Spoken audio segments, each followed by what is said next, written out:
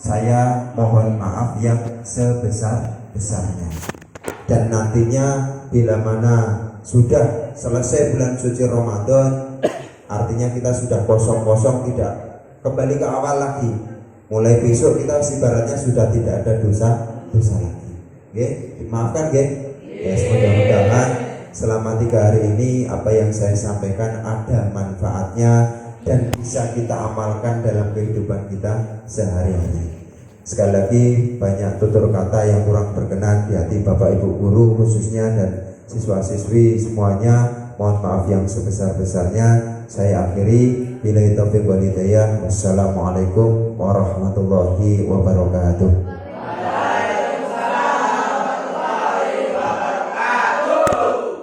Mas Moko, mohon izin saya boleh tanya, minta waktu. Mohon maaf anak-anak sekalian yang tercinta, ibu-ibu, mbak-mbak yang hadir di sini. Mohon maaf 2 hari yang lalu saya tidak bisa hadir ya Mas Moko ya, mohon maaf karena ada kesibukan. Saya sudah ada izin juga dengan Mbak Nurmin ya. Saya biasa ngomongnya mbak ini karena murid-murid saya juga dulunya.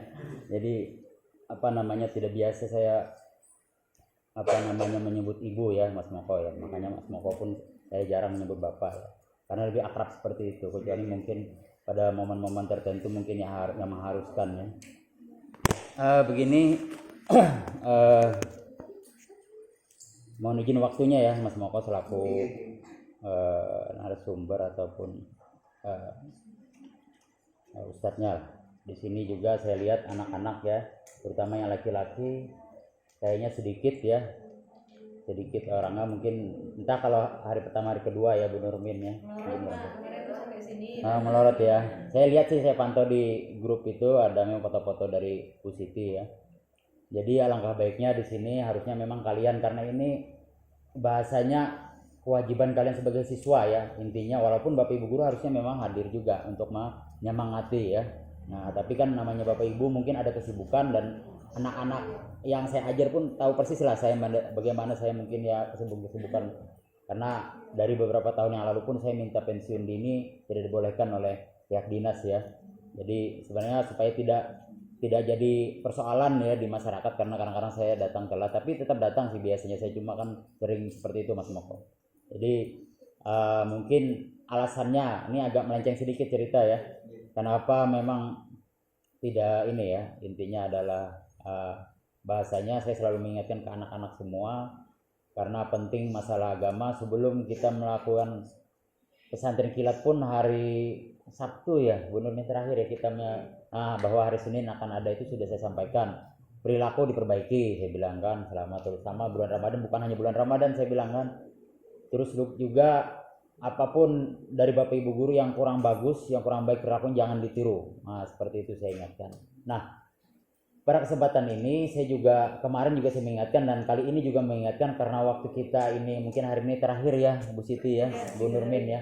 Jadi intinya adalah masih ada beberapa hari ke depan ya, masih banyak waktu untuk memperbaiki diri kalian ya, karena kalian ini tadi sudah akhir balik bahasanya ya, karena umur mungkin sudah mencukupi dan sudah jatuh syaratnya lah, artinya sudah berdosa kalau tidak mengerjakan ya Mas Moko ya. Nah, tadi sudah sampaikan masalah mandi hadas besar ya, kalau nggak salah dengar saya tadi, agak lama di situ saja mendengarkan. Terus juga hal-hal lain masalah sholat tadi ya. Nah, jadi yang saya tanyakan ini, mohon izin Mas Moko, mungkin untuk mereka mungkin ada juga bertanya sebelum saya datang ya. Nah, ini yang pertama adalah ada beberapa pertanyaan, mungkin karena anak-anak ini jarang disuruh bertanya, susah ya Mas Moko. Jadi mungkin saya mewakili anak-anak. Mungkin yang pertama adalah bagaimana caranya ataupun kiat ataupun bolehkah anak ini mengingatkan orang tua? Kan di sini kan terutama yang pertama pertanyaannya adalah orang tua mereka kan mungkin ada, mohon maaf ya, mungkin ada kerjanya pemanen, kemudian mungkin pemberondol, kemudian BM yang memungkinkan tidak kuat berpuasa, dan atau juga mungkin dari dulunya memang tidak pernah puasa. Nah itu. Nah, jadi mohon tanggapannya nanti Mas Moko selaku ustadznya itu. Kemudian bolehkah tadi yang keempat, anaknya mengingatkan orang tuanya?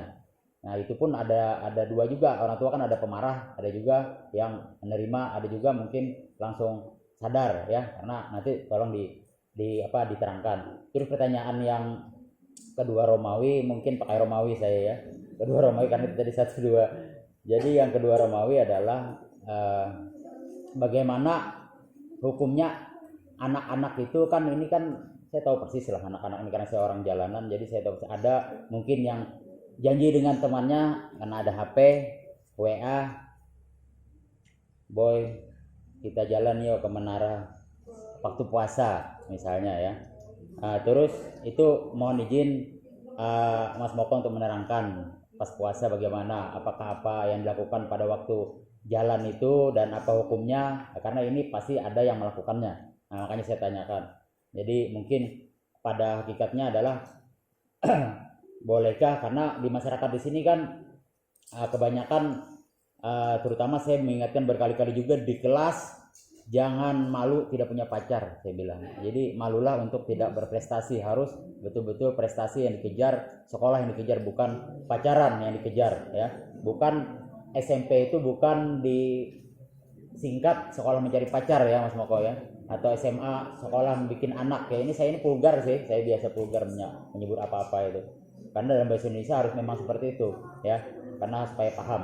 Nah, jadi apa hukumnya anak-anak berpacaran di waktu puasa ya, karena mereka mungkin alasannya ngabuburit atau apa, ataupun juga mau jalan-jalan mengisi waktu. Nah, itu yang kedua Romawi.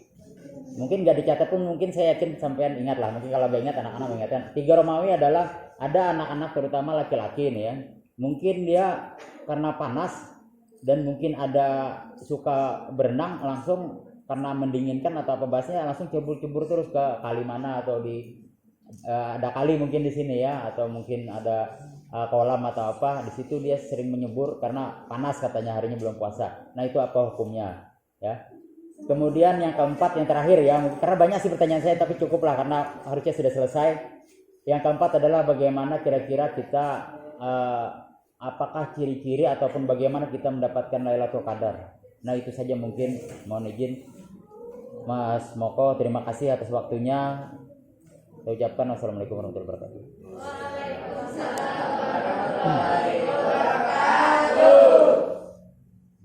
Ya, silahkan. Alhamdulillah alamin. Tambah dapat bonus saya. Siap nunggu ya. Kalian ya. Yang pertama tadi ditanyakan berkaitan masalah orang tua yang mohon maaf tidak melaksanakan kewajibannya selaku umat manusia yang beragama Islam. Bolehkah seorang anak, bahasanya kan gitu, memberikan teguran, memberikan istilahnya ajakan kepada kedua orang tuanya, yang mana tidak menutup kemungkinan orang tua tadi memang dari segi pekerjaan atau dari segi karakter, dari segi sikap, ada yang galak, ada yang istilahnya pelembut dan sebagainya. Nah, ini kembali masalah iman, masalah ilmu, itu diawali dari situ dulu. Makanya betapa pentingnya iman seseorang, betapa pentingnya orang mempunyai ilmu.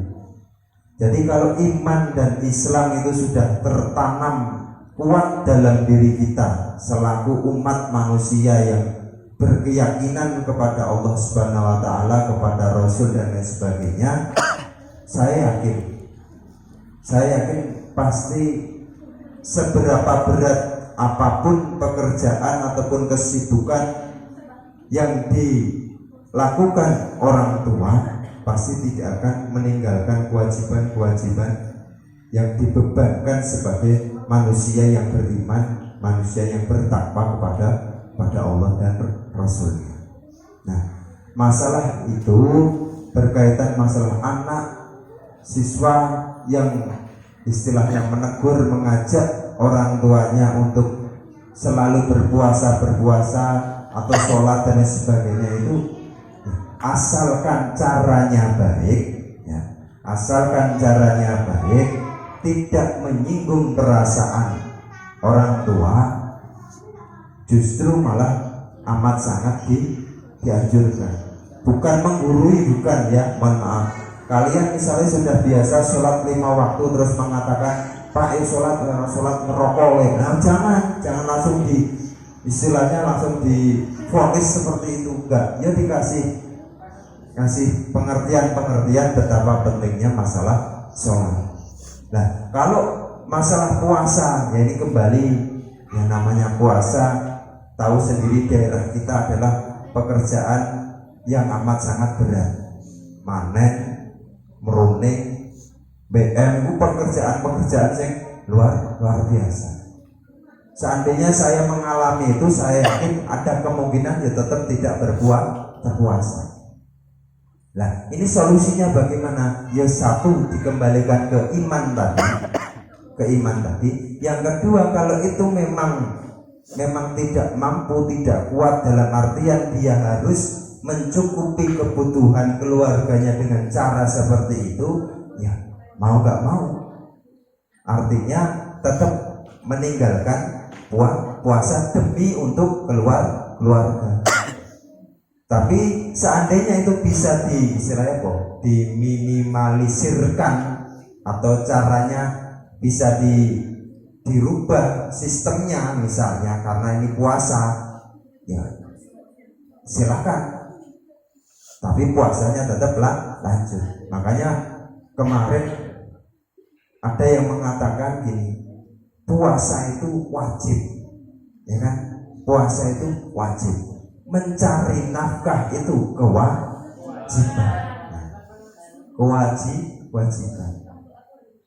Orang biasanya mengalahkan yang wajib untuk menuju kewajiban. Ya, kewajiban ini penting ya enggak? Penting juga ini karena mencari nafkah. Nah ini yang repot, berat kan? Makanya itu dikembalikan ke masalah keimanan seseorang tadi. Karena inti dari puasa tadi hanya Allah yang akan memberikan balasannya. Lahiriah kita manusia, oh bapak kayak nggak poso karena kerja sawit, paling seperti itu aja. Bahkan mohon maaf, saya salah orang yang berpuasa menilai orang lain yang tidak berpuasa pasti dengan penilaian yang buruk. Pasti, enaknya poso wi, wis dosa ini pasti dosa wi. Padahal belum tentu.